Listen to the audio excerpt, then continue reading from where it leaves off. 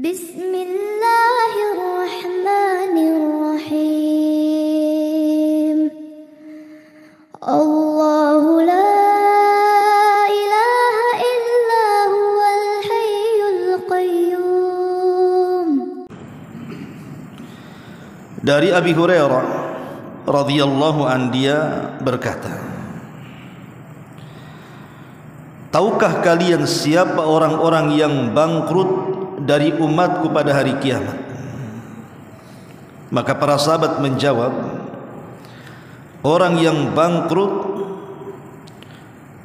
di tengah-tengah kami adalah orang-orang yang tidak punya dirham dan kekayaan. Maka Nabi SAW bersabda, bukan itu yang saya maksudkan, tetapi orang-orang yang bangkrut dari umatku adalah orang yang datang pada hari kiamat dengan pahala segudang. Dia membawa pahala salat, pahala puasa, pahala zakat dan pahala-pahala yang lainnya. Namun ia datang dengan mencela si fulan, menuduh si fulan, memakan harta si fulan, bahkan menumpahkan darah si fulan, dan juga memukul si fulan. Maka orang yang diberi dari kebaikannya, yang ia juga diberi dari kebaikannya, hingga jika ataupun maka kebaikan yang ia miliki akan diberikan kepada orang yang dizaliminya, hingga jika semua kebaikannya habis, padahal semua dosanya belum habis, maka akan diambil dari kesalahan-kesalahan dosa orang yang dizaliminya, lalu dilimpahkan kepadanya, kemudian ia pun dilemparkan ke dalam api jahannam. Hadis ini dikeluarkan Al-Imam Muslim. Perhatikan hadis ini. Hadis ini menceritakan kepada kita tentang manusia-manusia yang bangkrut. Kalau di dunia orang yang memiliki usaha, anggaplah orang itu membangun sebuah perniagaan dengan modal yang cukup besar. Tiba-tiba kemudian dalam satu malam hancurlah bisnisnya, modalnya lenyap, bahkan dia harus menanggung hutang orang-orang yang berhutang kepadanya. Saya kira orang yang seperti ini hidupnya akan stres. Karena saya juga menyaksikan banyak orang yang bangkrut dalam berniaga itu hidupnya putus asa. Karena modal yang mereka kumpulkan, atau boleh jadi modal itu dia pinjam dari orang lain. Dia tidak bisa mengembalikan modalnya, bahkan habis modalnya, sementara barang-barangnya tidak menghasilkan dalam perniagaannya. Coba bayangkan orang yang seperti ini, saya pastikan hidupnya stres, hidupnya bingung, hidupnya bimbang, bahkan tak jarang ada yang sampai mencapai keputusasaan. Bahkan di antara mereka ada yang sampai bunuh diri. Ini baru bangkrut di dunia, bangkrut dari berniaga, di mana modalnya habis tapi hutangnya menumpuk. Sudah dirasakan stresnya sedemikian rupa. Tetapi ingat bahwa bangkrut di dunia ini ada masanya. Boleh jadi mungkin hari ini bangkrut, besok pula kemudian mendadak kaya. Bisa saja terjadi. Ataupun kalaupun tidak demikian, dengan berakhirnya kematian, maka selesailah kebangkrutan bagi dia di dunia. Itu kalau seandainya cerita dunia. Jadi kalau ada orang yang bangkrut dalam berniaga, semata-mata dia meninggal dunia, selesailah kebangkrutannya. Tapi hakikat bangkrut itu bukan itu. Nabi SAW mengatakan di sini, annal muflisu min ummati man ya'ti yaumal qiyamah bi salatin wa siyamin wa zakatin. Jadi ada seseorang yang datang menghadap kepada Allah Subhanahu wa taala dengan bangganya dia membawa segudang pahala. Dia bawa pahala salatnya, dia bawa pahala puasanya, dia bawa pahala zakatnya dan bahkan pahala-pahala ibadah yang lainnya. Karena dalam riwayat disebutkan dia membawa kebaikan sebesar gunung, saking banyaknya pahala yang dibawa dia menghadap Allah Subhanahu wa taala. Dan dia sudah yakin bahwa dia akan masuk surga dengan pahala yang dibawanya itu. Tapi masalahnya di satu sisi dia pun membawa dosa. Celakanya dosa ini yang berkaitan dengan hamba-hamba Allah yang lainnya. Dia membawa dosa pernah mencaci maki orang, pernah menuduh orang, pernah memakan harta orang, pernah menumpahkan darah orang, pernah menyakiti dengan memukul orang. Artinya di satu sisi dia memiliki segudang pahala, di sisi yang sama dia memiliki segudang dosa kezaliman. Ma'asyiral muslimin yang dimuliakan Allah Subhanahu wa taala, lah ketika kemudian orang yang berbuat zalim dan orang yang dizalimi itu ketemu, di mana ketemunya? Di sebuah tempat yang disebut dengan kontor. Karena itu disebutkan dalam sebuah hadis di mana Allah Subhanahu wa taala akan pertemukan orang-orang yang zalim dan yang dizalimi itu setelah titian sirat. Ini kalau terjadi kepada seorang yang beriman dengan orang yang beriman lainnya.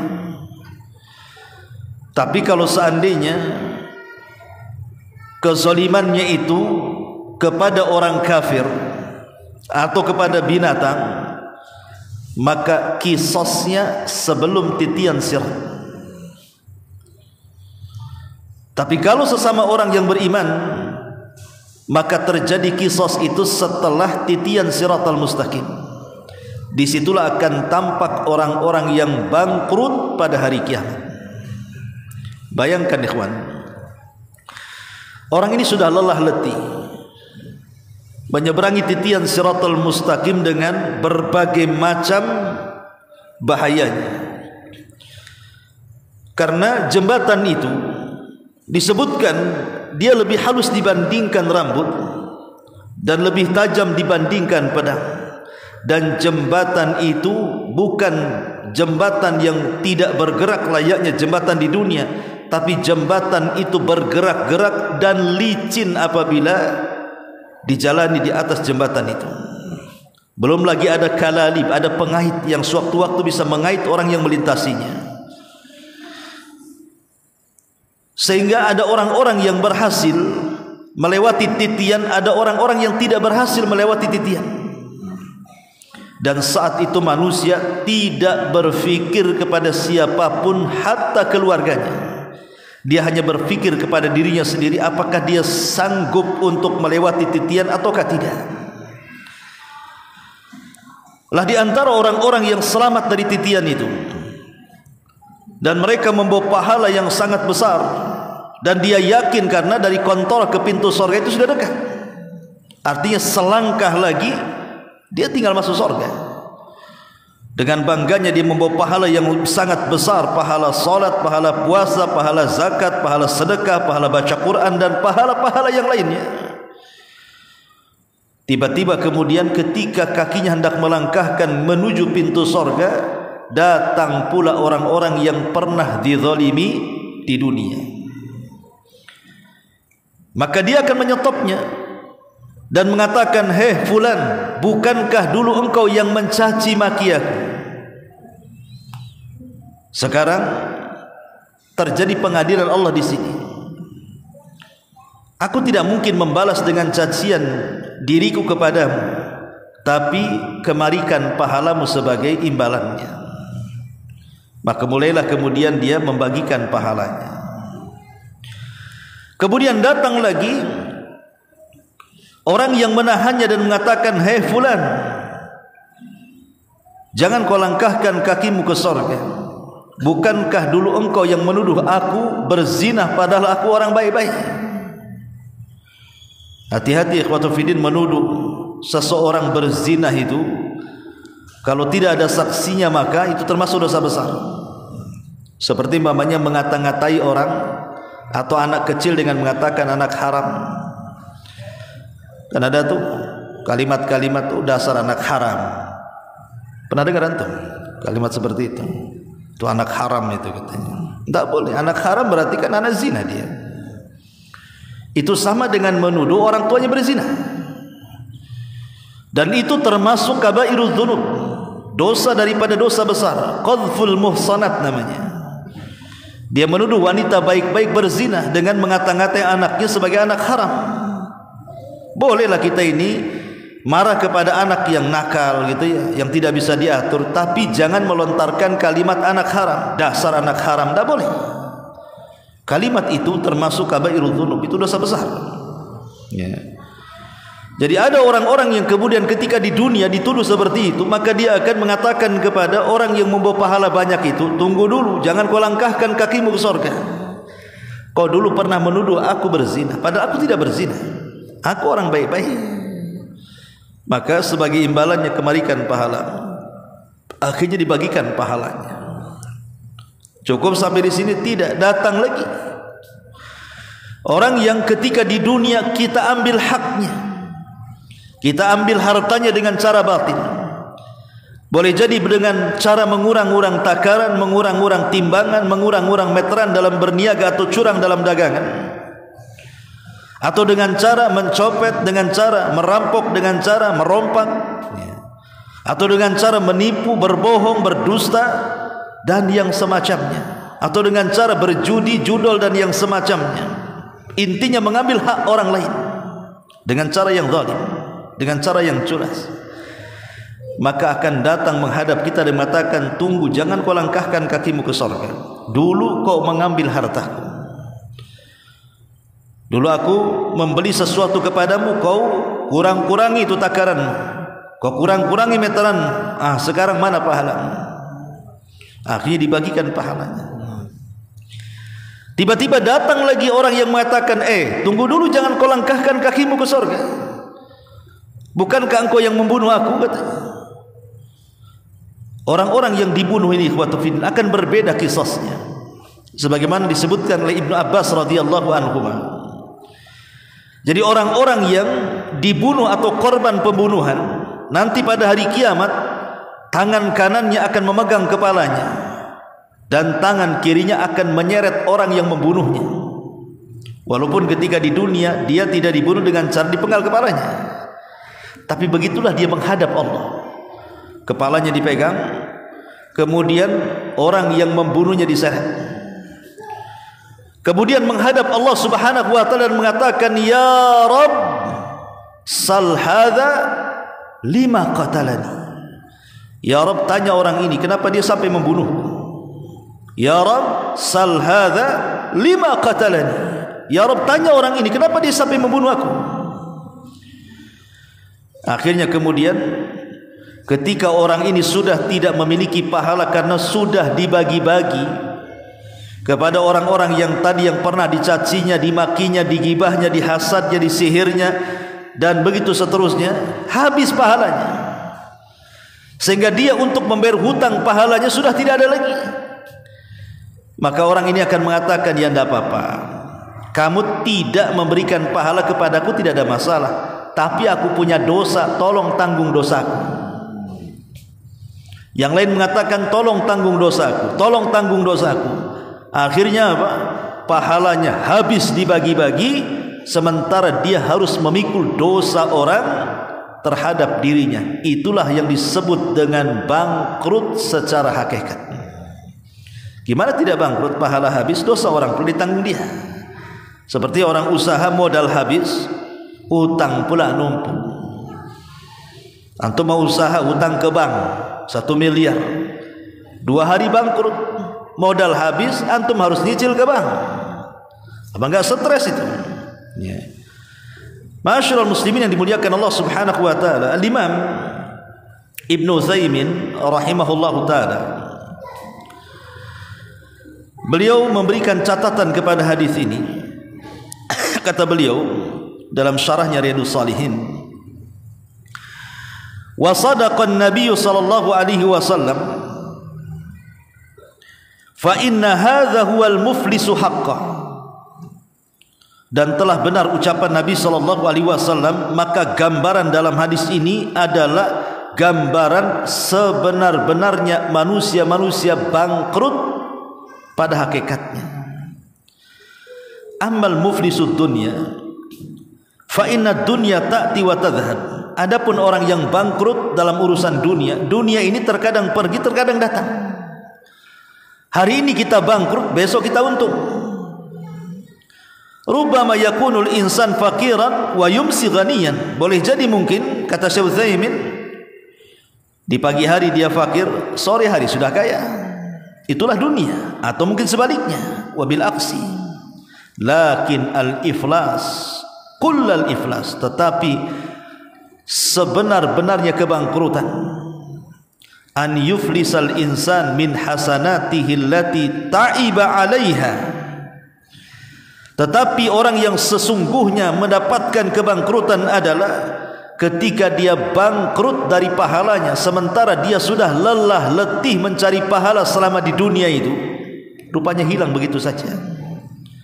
Lelah dia tengah malam bangun melawan kantuk untuk qiyamul lail. Lelah dia membaca Quran berjam-jam untuk mendapatkan pahala. Lelah dia mencari harta untuk disedekahkan. Lelah dia berpuasa, haji, umrah atau ibadah-ibadah yang lainnya. Lah kelelahan itu persis seperti yang Allah Subhanahu wa taala firmankan, amilatun nasibah tasla naran hamiyah. Amilatun nasibah, dia sudah beramal dengan susah payah untuk mengumpulkan pahala, tapi ujung-ujungnya masuk ke dalam neraka, naudzubillah, karena dibagi-bagikan pahalanya tuh. Itulah orang-orang bangkrut, kata Syekh Utsaimin rahimahullahu taala. Ma'asyiral muslimin yang dimuliakan Allah Azza wa Jalla. Dan juga Al-Imam At-Tayyibi dalam syarah kitab Mishkat Al-Masabih, beliau juga mengatakan, haqiqatul muflis hadzal ladzi dzukirat, inilah sebenar-benarnya orang bangkrut yang disebutkan dalam hadis. Wa amma man laisa lahu malun wa man qalla maluhu fannasu yusammunaha muflisan wa laysa huwa haqiqatal muflis. Adapun orang yang tidak punya harta atau mungkin sedikit hartanya, ya memang manusia terkadang mengatakan orang itu bangkrut, tetapi bukan hakikat kebangkrutan. Lianna hadza amrun yazulu wa yanqati bimautihi. Karena perkara ini bisa hilang dengan terputus nyawanya atau dengan kematiannya.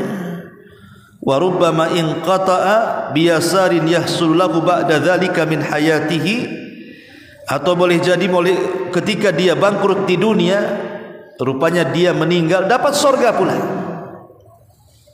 Makanya orang yang bangkrut di dunia itu bukan kebangkrutan yang hakikat. Bisa saja bangkrut di dunia, di akhirat dia untung. Tapi bangkrut yang sesungguhnya adalah kebangkrutan pahala, karena ancamannya neraka dan ancamannya tidak masuk surga. Dari sini ikhwatul fiddin muliakan Allah Subhanahu wa taala, ulama membagi seperti yang dikatakan oleh Imam Al-Albani rahimahullahu taala. Dia mengatakan az-zulmu salasatun. Kata Syekh Albani rahimahullahu taala, kezaliman itu ada 3 macam. Fa zulmun la yatrukuhu Allah, wa zulmun yughfaru, wa zulmun la yughfar. Yang pertama kezaliman yang tidak mungkin ditinggalkan Allah. Yang kedua kezaliman yang akan diampuni, dan yang ketiga kezaliman yang tidak akan pernah diampuni.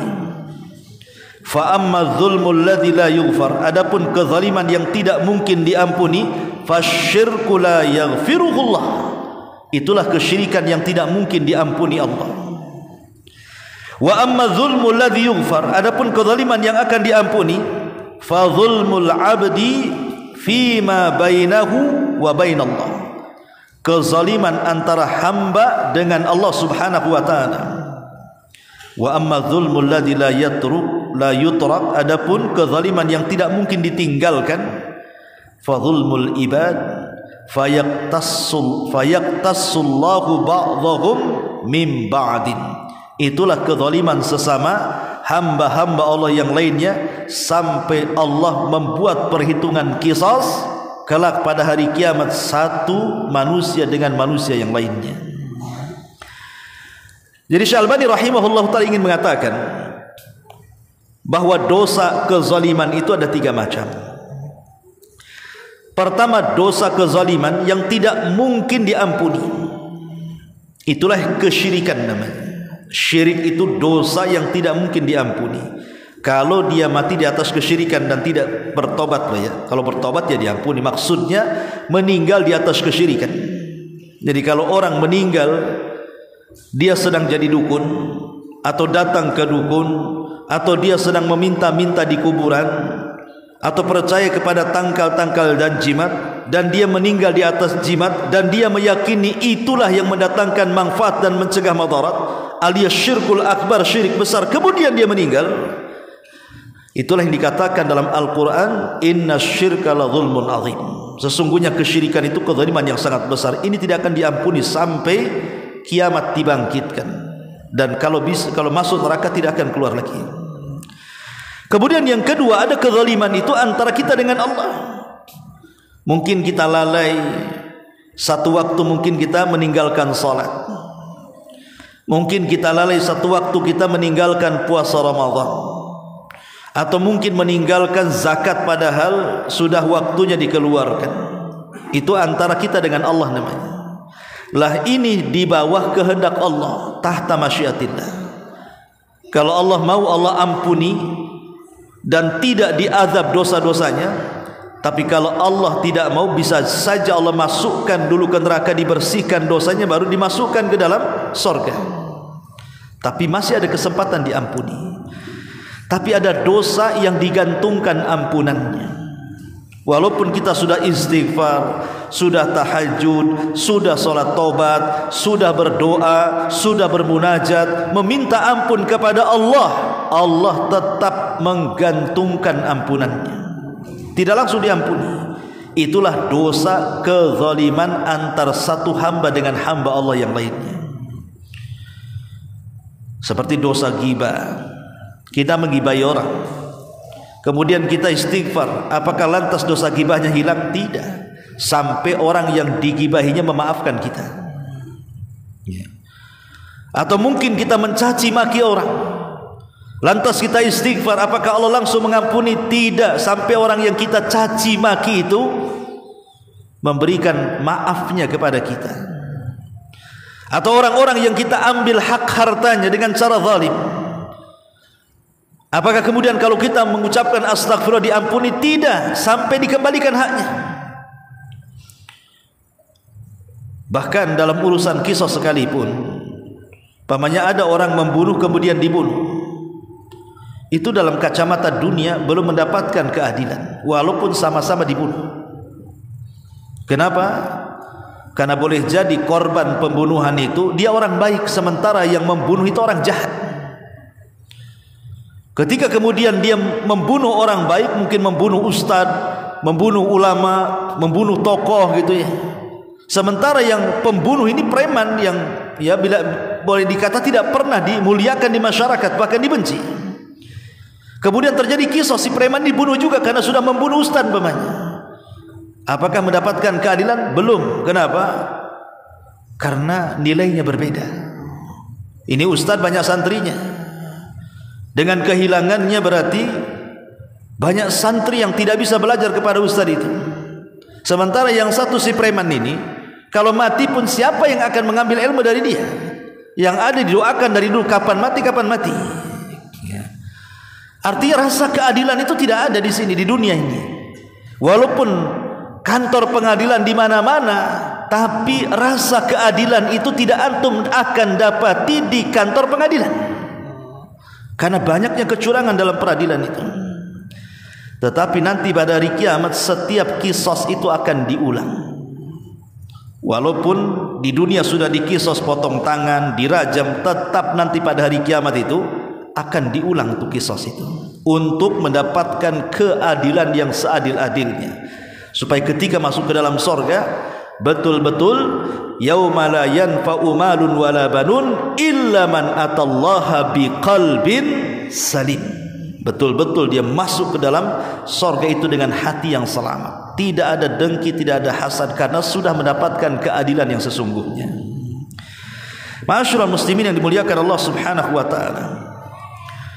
Oleh karena itulah maka supaya kita tidak terhindar, supaya kita terhindar dari hal-hal kebangkrutan pada hari kiamat, apa saja yang harus kita lakukan supaya jangan sampai kemudian kita terkena kebangkrutan pada hari kiamat.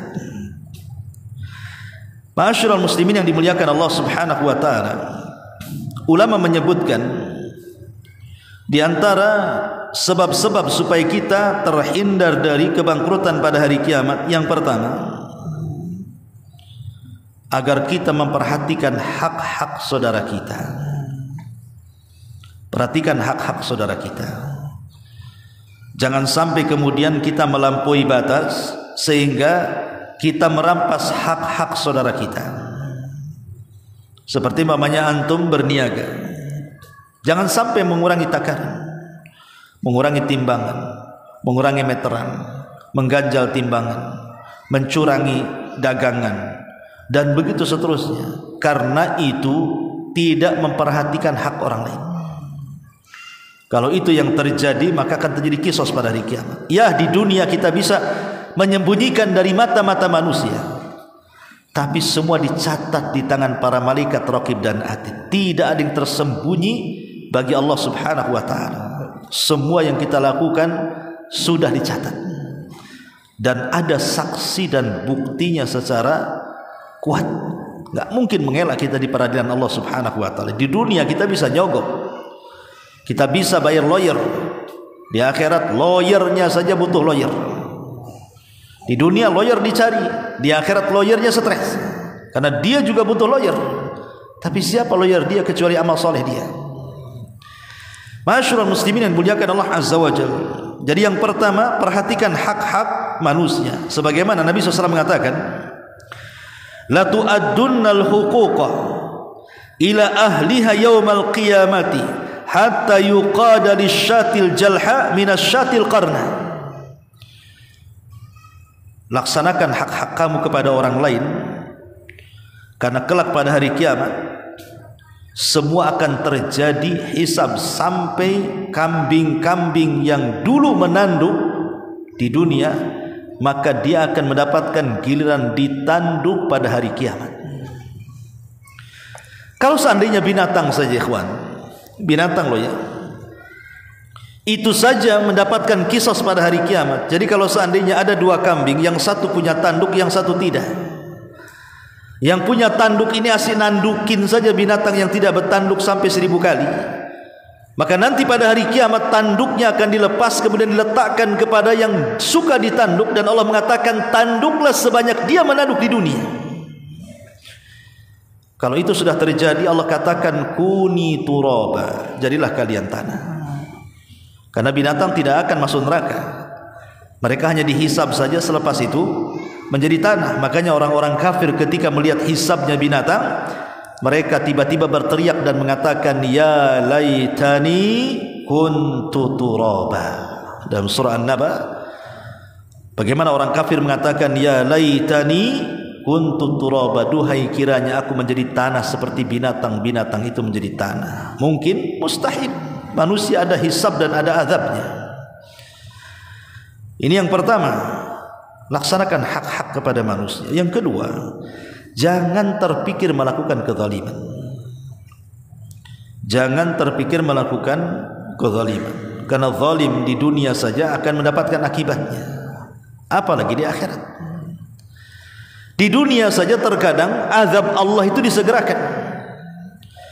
Makanya Nabi SAW mengatakan, Dalam sebuah hadis yang sahih, ada satu dosa kata Nabi sallallahu alaihi wasallam yang disegerakan ukubatu qabla al-qiyamah, sebelum terjadi hari kiamat, al-baghyu wa qati'atur rahim. Al-baghyu itu kezaliman. Jadi kezaliman itu dosa yang terkadang disegerakan di dunia sebelum akhirat. Seperti yang dikisahkan oleh Imam Az-Zahabi rahimahullahu taala ketika dia menjelaskan tentang az-zulmu dzulumatun yaumal qiyamah. Kezaliman itu adalah kegelapan pada hari kiamat. Kemudian dinukilkan sebuah kisah orang yang melakukan kezaliman kemudian dikes balasannya di dunia. Kisahnya begini. Jadi ada orang yang berteriak-teriak di pasar dan mengatakan, man ra'ani fala yadlim minhu ahada. Siapapun yang melakukan kezaliman, stop, jangan lakukan lagi. Siapapun yang melakukan kezaliman, stop, jangan lakukan lagi. Lihat diriku. Ketika itu dia puntung tangannya. Jadi satu tangannya itu puntung karena diamputasi. Sambil mengacungkan sisa tangannya yang puntung itu, dia mengatakan, siapapun yang melihat aku, stop, jangan melakukan kezaliman. Kemudian ada orang yang mengatakan, fulan, kenapa engkau mengatakan seperti itu? Barulah dia bercerita bahwa satu hari dia sedang lewat di sebuah tepian lautan. Tiba-tiba datang nelayan membawa satu ikan yang sangat besar, dan itu akan dijual untuk makan dia dan anak istrinya. Tapi dirampas sama dia dan diancam, kalau ikan tidak dikasihkan maka aku akan membunuhmu. Ketakutanlah sang nelayan, akhirnya diberikan ikan itu kepada orang jahat ini. Rupanya di tengah jalan, kata Imam Zahabi, ikan itu dihidupkan sesaat oleh Allah tapi mati lagi, hanya untuk menggigit jarinya saja. Jadi ketika dia bawa ikan, tiba-tiba hidup sesaat, digigit jarinya, habis itu mati lagi, hanya untuk gigit saja mati lagi. Sampai di rumah, dengan senangnya dia pun masak ikan itu, dia makan dengan lahap sampai habis. Tengah malamnya dia tidak sadar bahwa gigitan ikan itu rupanya membawa bisa yang sangat menyakitkan. Rupanya gigitan ikan itu ada bisanya. Dia pun semakin malam semakin larut, semakin malam semakin larut, rasa sakitnya semakin tidak tertahankan. Tidak ada yang tahu rasa sakitnya kecuali Allah. Menjerit dia kesakitan akibat bisa. Keesokan harinya dia datang ke seorang tabib, seorang dokter. Kata tabib, ini tidak bisa. Tidak bisa diobati kecuali harus diamputasi pergelangan tangan. Bayangkan, baru saja kemarin nyuri ikan atau merampok ikan, hari ini sudah dipotong tangannya. Akhirnya dipotong tangannya tuh, pergelangan tangannya dipotong segini. Rupanya keesokan hari disangkanya sudah selesai, rupanya bisa itu sudah menjalar ke sini. Kata dokter harus dipotong juga di sini sikutnya. Akhirnya dipotong. Rupanya tidak sampai di situ, bisanya sudah sampai di sini juga, harus dipotong semuanya. Tapi sang dokter heran, karena dia juga sering menangani kasus yang sama, tapi bisa diobati dengan cara diamputasi. Tapi kenapa kemudian bisa ikan ini bisa terus menjalar. Jadi mulailah dokter ini bertanya kepada orang jahat ini, ceritakan penyakitmu seperti apa. Baru dia menceritakan bahwa aku tergigit ikan dan ikan itu hasil rampokan. Kata sang dokter, subhanallah, dokter ini orang soleh. Coba sebelum kau datang kepadaku mengeluhkan penyakitmu, kau cari orang yang punya ikan itu, kau minta maafnya. Saya yakin boleh jadi tanganmu tidak ada satu pun yang kau amputasi, katanya. Cobalah kau datang kepada pemilik ikan itu sebelum aku potong semua tanganmu tuh. Akhirnya dia datang, ya, menemui pemilik ikan yang pernah diambil ikannya itu. Kemudian berusaha dia meminta maaf setelah ketemu, karena melihat kasihan karena tangan yang sudah dipotong-potong, diamputasi. Akhirnya pemilik ikan itu mau memaafkan. Samihni ya fulan, maafkan aku wahai fulan. Maka dia pun memaafkannya. Tapi sebelum pergi, orang jahat ini mengatakan kepada pemilik ikan itu dan mengatakan, sebentar sebelum aku pergi, aku ingin bertanya sesuatu. Apa? Sewaktu aku mengambil ikanmu, aku lihat mulutmu bergerak-gerak. Kau baca apa? Ya.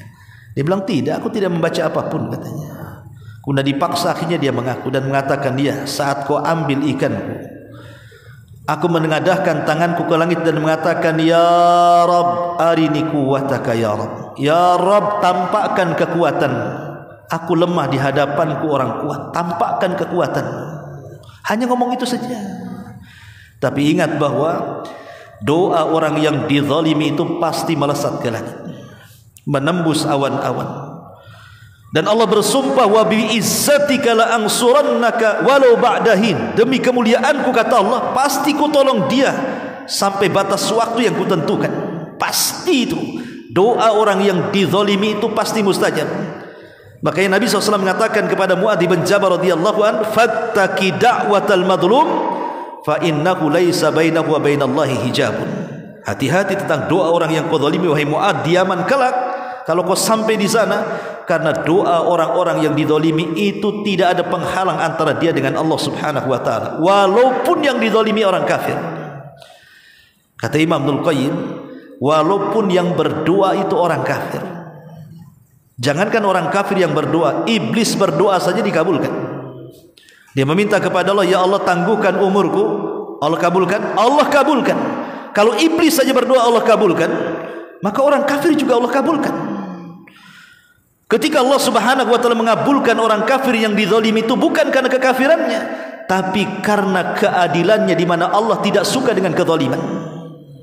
Makanya Allah mengatakan dalam hadis kursi, inni haramtu dzulma ala nafsi wa ja'altuhu muharraman bainakum fala tadzalamu. Ku haramkan kezaliman itu kepada diriku, maka ku jadikan kepada kalian juga wahai hamba-hambaku sebuah hal yang diharamkan, kezaliman itu, maka jangan kalian saling menzalimi. Akhirnya kemudian penjahat ini setelah mendapatkan ampunan ataupun maaf daripada pemilik ikan, dia lantas masuk ke dalam pasar. Kemudian dia berteriak-teriak di pasar itu dan mengatakan, man ra'ani fala yadhlim minhu ahada. Siapapun yang melihat aku jangan melakukan kezaliman, katanya. Nanti nasibnya sama dengan aku, katanya.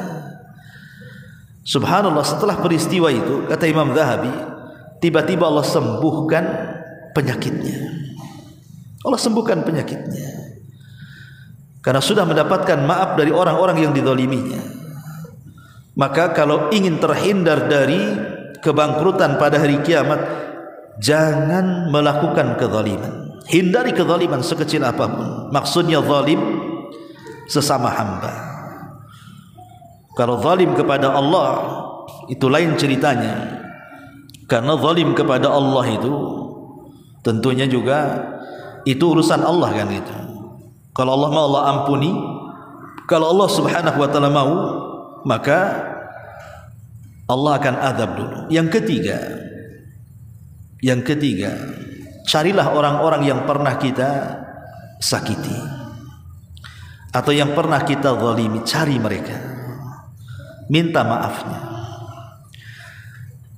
Sekelas Nabi SAW, ikhwan, tidak mungkin Nabi SAW melakukan kezaliman, karena Rasul itu maksum.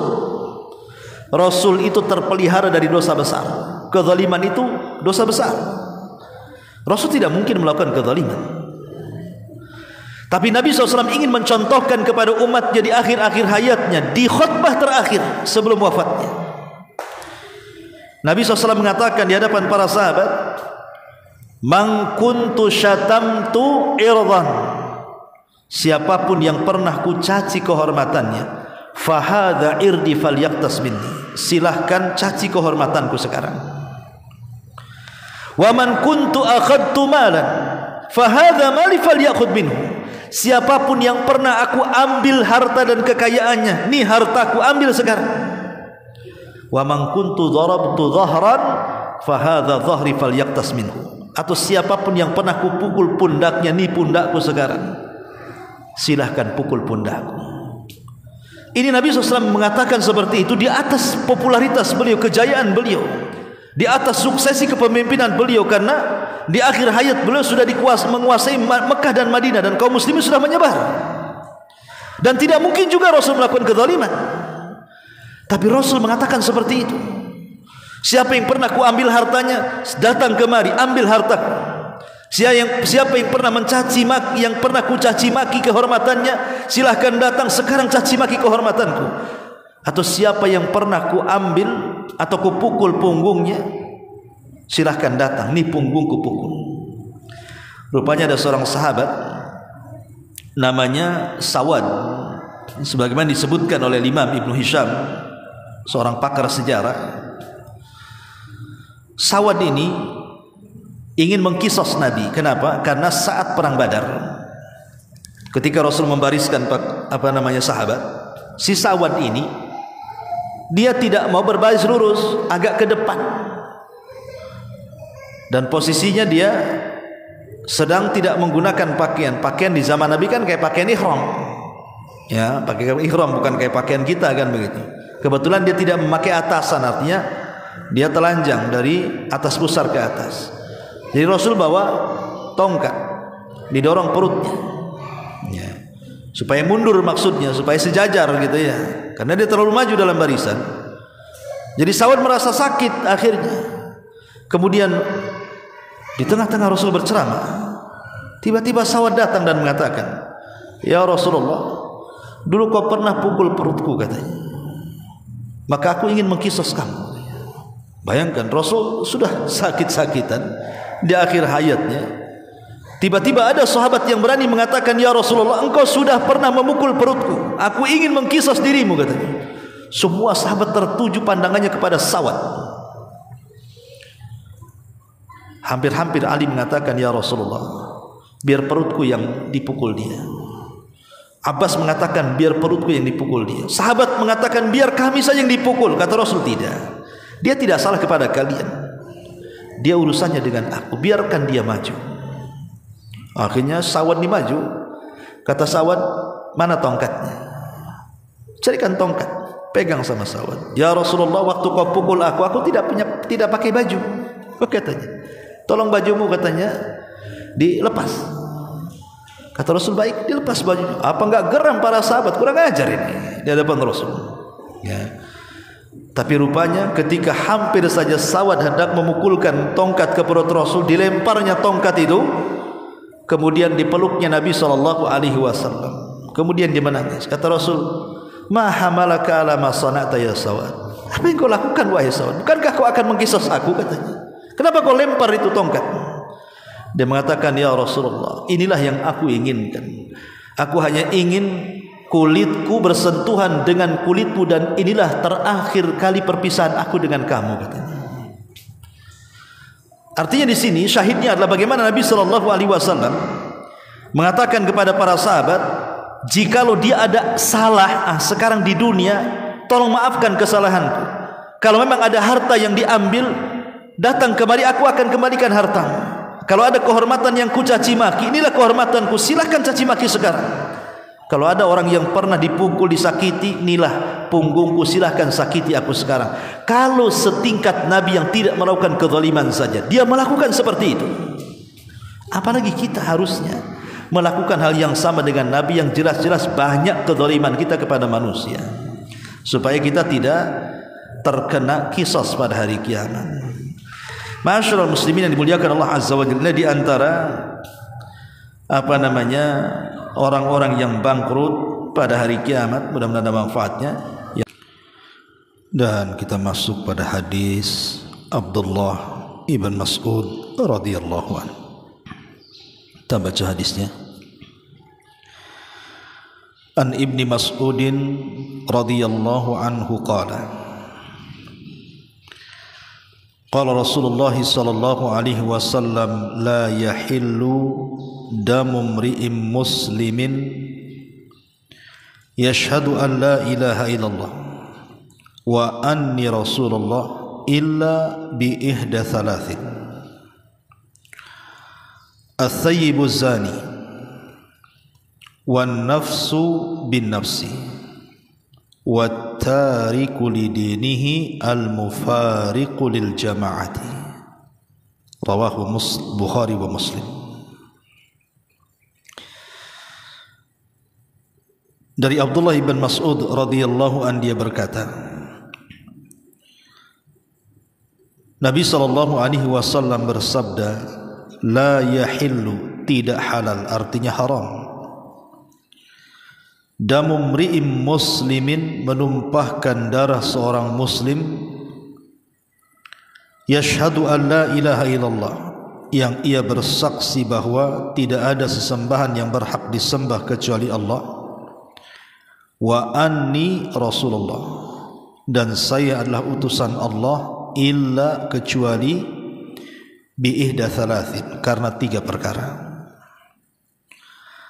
Ats-tsayyibu zani, yang pertama, seseorang yang sudah menikah dan berzina. Wan nafsu bin nafsi, seseorang yang menghilangkan jiwa orang lain, maka dia pun harus dihilangkan jiwanya. Wat tariku lidini, dan orang yang meninggalkan agamanya alias murtad, al mufariqu lil jamaah, atau yang keluar dari jamaah kaum muslimin. Hadis ini dikeluarkan Bukhari dan Muslim. Taib, Qutbuddin yang dimuliakan Allah Azza wa Jalla, hadis ini adalah hadis yang sangat agung sekali,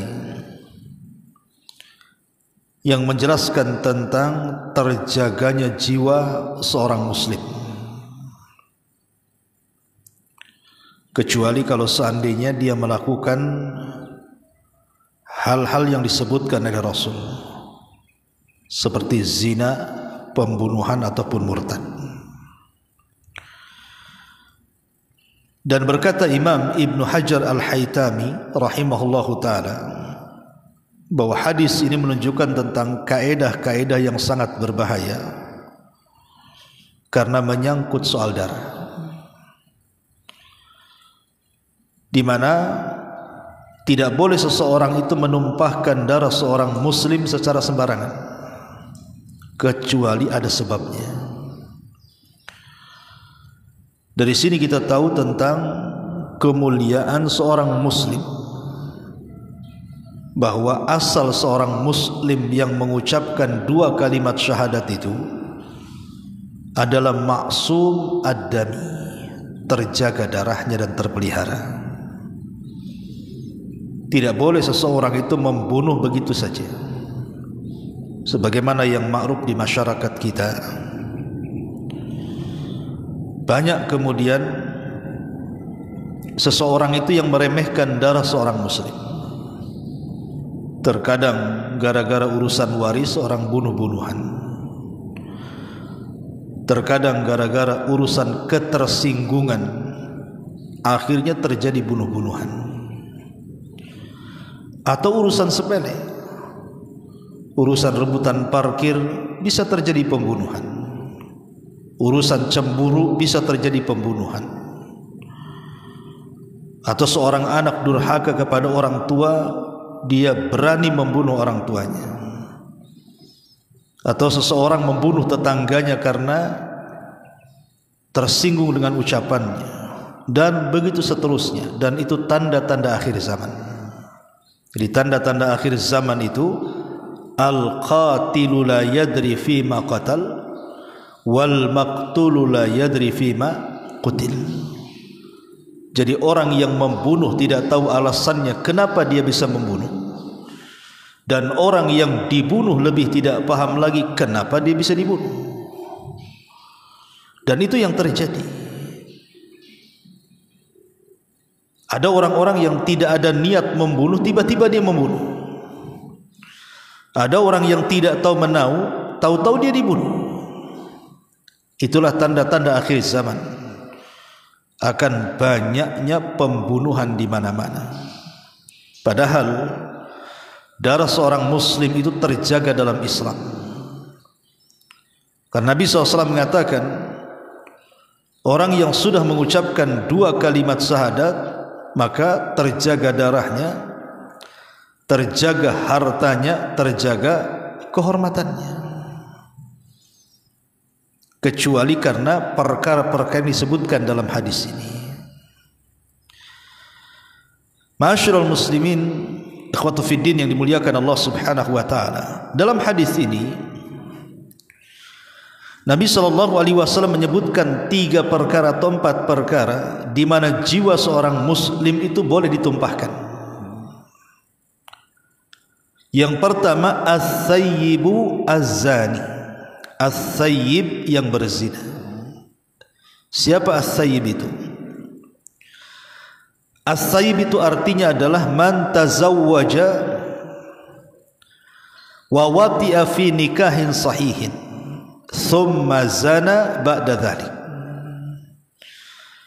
Jadi yang dimaksud sayyib adalah orang yang sudah pernah menikah, kemudian dia pernah menggauli pasangan yang dinikahinya dengan cara nikah yang benar. Tiba-tiba setelah itu dia berzina dengan orang lain. Itu disebut as-sayyib. Baik ketika dia itu masih berada dalam ikatan pernikahan ataupun sudah bercerai dengan pasangannya, itu disebut sayyib. Jadi orang yang pernah menikah, baik pernikahannya masih tetap di atas pernikahan dengan pasangannya atau sudah pernah cerai dan pernah nikah dengan nikah yang sah, tiba-tiba dia berzina, maka orang yang seperti ini kalau seandainya dihadapkan kepada hukum Islam, dihadapkan dalam negara Islam dan berlaku hukum Islam, maka hukumannya dirajam sampai mati. Dirajam sampai mati. Itu kalau memang terjadi pengakuan. Seseorang datang kepada hakim atau mahkamah pengadilan dan mengaku saya berzina. Maka kalau dia mengaku berzina, maka pengakuan itu sekuat-kuat dalil, tidak perlu saksi lagi. Jadi 4 saksi yang dimaksud dalam persidangan tuduhan orang berzina itu kalau pelakunya tidak mengaku, maka harus datangkan 4 saksi yang menyaksikan perzinahannya. Tapi kalau orang itu ngaku dan mengatakan saya berzina dan dia minta dihukum, maka berlaku hukum rajam kalau dia sudah pernah menikah. Karena di zaman Nabi SAW ada 2 kisah. Pertama, kisah seorang wanita Ghamidiyah. Yang kedua, seorang laki-laki yang bernama Ma'is, budak daripada seseorang bernama Hazzal. Di mana di zaman Nabi SAW ada laki-laki namanya Ma'is. Dia seorang budak berzina dengan budak yang lainnya dan dia sudah menikah. Tiba-tiba kemudian dia menceritakan kepada tuannya Hazzal bahwa dia berzina dengan seorang budak. Maka Hazzal kemudian mengatakan kepada Ma'is, engkau harus melaporkan perzinahanmu supaya bersih dari dosa kepada Nabi. Maka Ma'is pun kemudian sebelum datang kepada Nabi, dia konsultasi dengan Abu Bakar dan Umar. Tapi Abu Bakar dan Umar radhiyallahu anhuma memberikan nasihat agar jangan mengaku di hadapan Nabi, disuruh tutup aibnya dan bertobat. Tapi karena kemudian dia terpengaruh dengan ucapan Hazzal majikannya, maka dia datang kepada Nabi dan mengatakan, ya Rasulullah, zanaitu fatahhirni. Rasul, aku sudah berzina, bersihkan aku. Tapi Nabi SAW tidak mau dan menyuruh Ma'is ini pulang.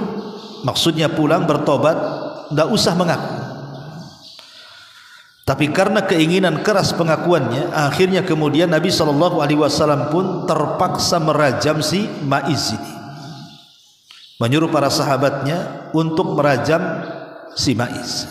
Saat di tengah-tengah rajam, ketika Ma'is dilempari batu, dia tidak tahan sakit. Kemudian dia pun kabur, lari, dikejar oleh para sahabat tapi tidak ketemu. Sampai akhirnya dia ketangkap oleh Abdurrahman ibn Auf, kemudian diikat, kemudian dirajam sampai mati. Hal ini sampai kepada telinga Nabi SAW. Nabi sedih dan mengatakan kepada para sahabatnya, kenapa kalian kejar si Ma'iz itu? Biarkan dia lari, tidak usah dikejar.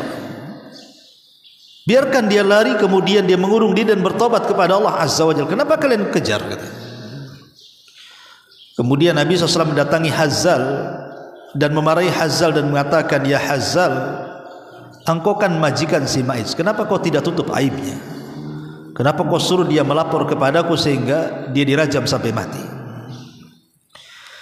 Dari kisah ini kita tahu bahwa orang yang berzina dan dia sudah menikah, maka hukumannya apa? Dirajam sampai mati. Dan tentu yang merajam itu tidak sembarang orang, harus lewat pengadilan. Dalam hal ini ya negara yang melakukannya, bukan perorangan. Itu namanya main hakim sendiri, dilarang dalam Islam. Ya. Dari sini kita tahu bahwa zina itu bertingkat-tingkat, baik secara hukuman di dunia atau hukuman di akhirat, di mana ketika seseorang berzinah dan dia belum menikah, maka hukumannya berbeda dengan berzinah dan dia sudah menikah. Kalau seandainya dia belum menikah berzina, maka hukumannya dicambuk 100 kali, kemudian diasingkan setahun. Tapi kalau dia sudah berzina, kalau dia sudah menikah kemudian dia berzina, maka hukumannya dirajam sampai mati. Jadi itu ada perbedaan antara orang yang menikah dan orang yang belum menikah. Secara hukum hudud dalam dunia aja berbeda. Begitu juga dalam dosa, itu berbeda. Umpamanya ada anak muda berzina dengan orang yang sudah tua-tua, sudah kakek-kakek, sudah nenek-nenek, dia berzina, maka secara dosa akan berbeda. Makanya ada hadis yang mengatakan ada 3 kelompok yang Allah tidak akan pandang mereka, Allah tidak akan bicara dengan mereka, dan Allah tidak akan sucikan mereka pada hari kiamat. Salah satunya kata Rasul, asy-syaikhu zanin, orang tua yang berzina. Jadi seorang kakek yang sudah tua, usianya sudah 60 tahun ke atas, dia berzina. Jadi kalau seandainya ada 2 orang yang berzina, satu usianya 30 tahun dia berzina, satu usianya 70 tahun dia berzina, maka usia 70 tahun berzina lebih besar dosanya dibandingkan usia 30 tahun dia berzina. Kenapa? Karena usia yang sudah tua tiba-tiba dia berzina, itu berarti memang dia seorang pezina. Itu sudah akhlak buruk dia, dari muda memang suka berzina. Dan tidak ada yang mendorong dia untuk melakukannya, karena biasanya usia sudah tua itu sudah pernah punya pasangan, kemudian sudah punya anak dan cucu. Dia tidak malu dengan anak dan cucunya, dan juga syahwatnya juga sudah melemah. Apa yang mendorong dia untuk berzina? Beda dengan anak muda itu.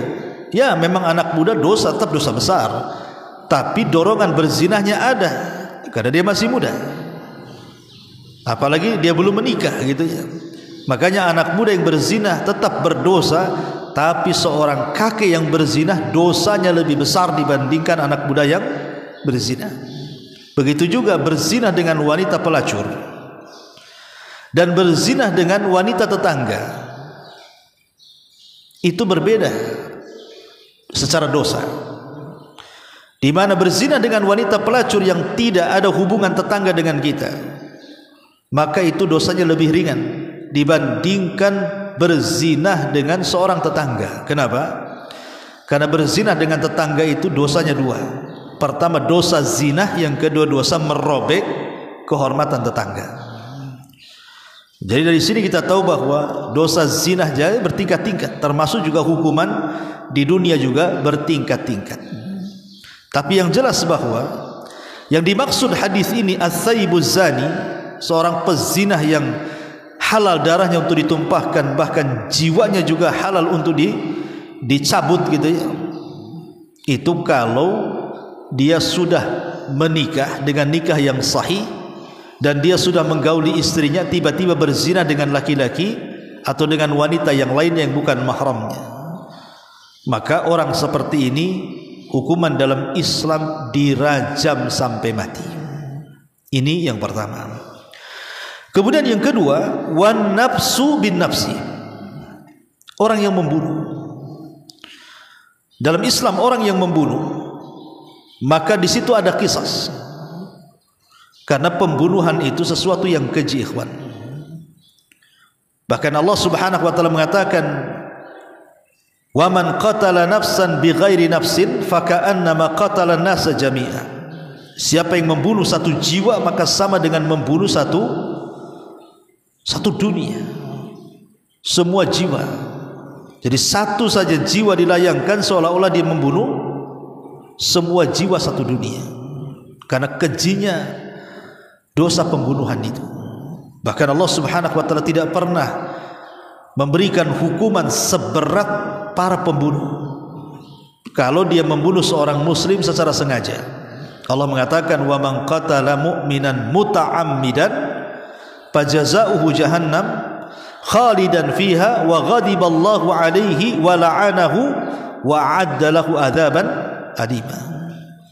Siapa yang membunuh seorang muslim secara sengaja, kata Allah, man qatala mu'minan muta'ammidan fajaza'uhu jahannam, pertama balasannya jahannam, sudah jelas. Khalidan fiha, kekal di dalamnya. Maksudnya kekal bukan kekal selamanya, tidak. Saking lamanya disebut kekal, akan lama di neraka. Kemudian wa ghadiballahu alaihi, Allah akan murka kepadanya, wa la'ana, dan Allah laknat kepadanya, dan Allah sediakan azab yang sangat pedih. Tidak ada hukuman yang beruntun yang sangat menakutkan dalam Al-Quran melebihi dosa para pembunuh. Makanya kenapa? Karena dosa para pembunuh ini sangat kejam dan sangat keji. Dan biasanya pembunuh kalau tidak dibunuh maka dia akan membunuh lagi. Karena tabiat pembunuhan ini akan ada terus. Kalau dia pernah membunuh maka akan mudah membunuh. Makanya kenapa ada kisah orang yang membunuh dibunuh. Dan ini bagian daripada keadilan di dunia. Wan nafsu bin nafsi, tentu maksudnya kisah orang yang membunuh dibunuh ini kalau ada kesepakatan keluarga korban. Pamannya keluarga korban itu ada 10 orang. Mungkin salah satu di antara mereka dibunuh. Maka yang 9 orang ini harus sepakat. Kalau 9 orang sepakat orang yang membunuh dibunuh, maka boleh terjadi kisah. Tapi kalau 8 orang sepakat, 1 orang tidak sepakat, maka tidak bisa qisas. Berarti beralih dari qisas kepada diyat. Diyat itu apa? Membayar 100 ekor unta. Bisa dipahami ya? Jadi keluarga itu harus sepakat. Kalau semua keluarga sepakat, berarti bisa diqisas. Tapi kalau 1 atau 2 di antara anggota keluarga tidak sepakat, berarti dari qisas beralih kepada diyat. Membayar 100 ekor unta diserahkan kepada pihak korban. Tapi yang jelas bahwa di sini darah seorang muslim boleh ditumpahkan kalau dia membunuh. Karena Rasul mengatakan wan nafsu bin nafsi. Kemudian yang ketiga, wattariku lidini, orang yang meninggalkan agamanya alias murtad.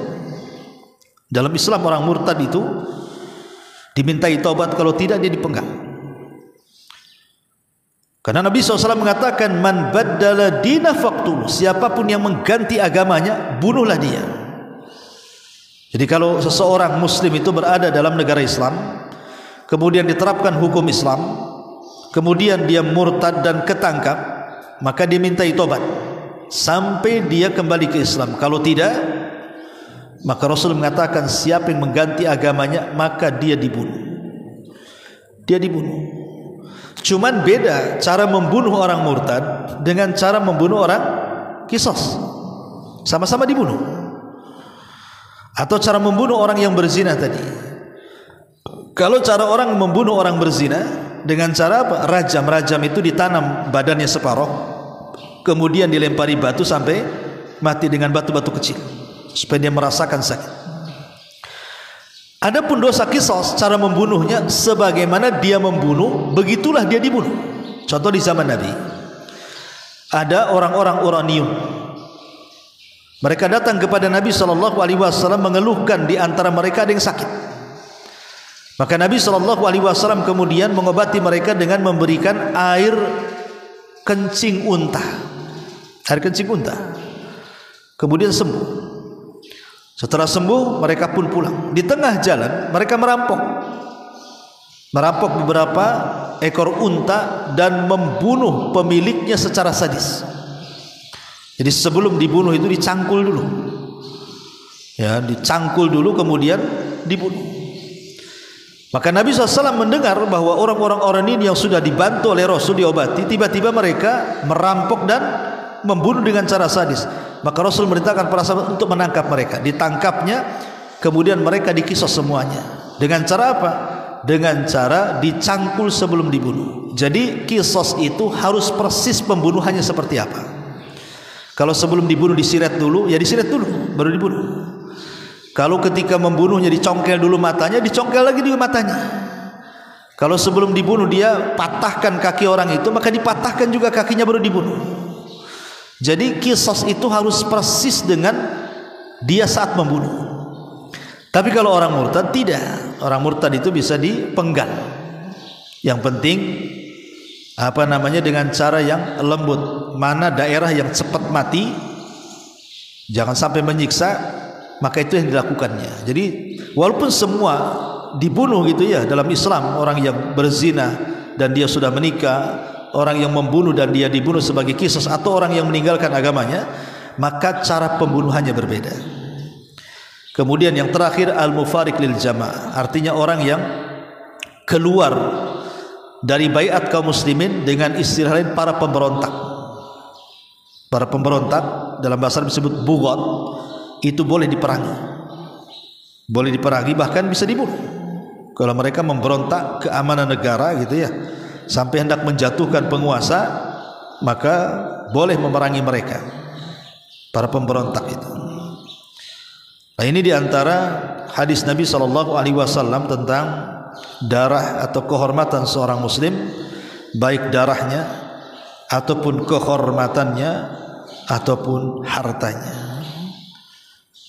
Wallahu a'lam bishawab. Ini diantara faedah hadis dari Abdullah ibn Mas'ud radhiyallahu anhu.